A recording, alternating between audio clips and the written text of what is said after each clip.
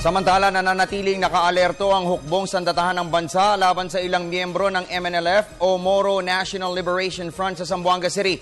Kaugnay nito, nag-deploy na ng karagdagang puwersa ang Armed Forces of the Philippines kasunod ng ginawang pambibihag ng rebelding grupo. Narito ang ulat ay Makalma.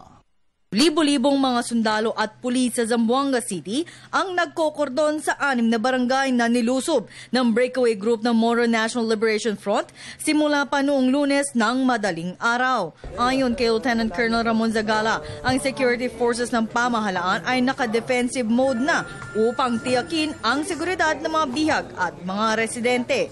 Layunin din ito na mabigyan daan ang sinasagawang negosasyon na isinusulong ng Crisis Management Committee. Our troops have already fallen on those barangays where these armed men are.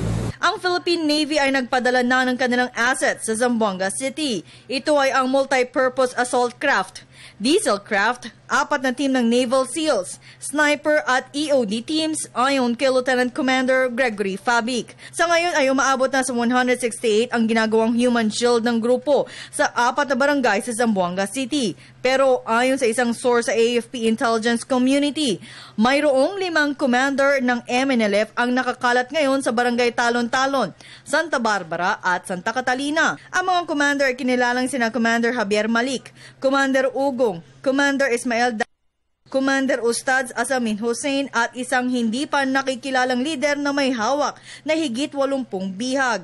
Ayon kay Zagala, ang puwersa ng MNLF ngayon ay unti-unti nang lumiliit.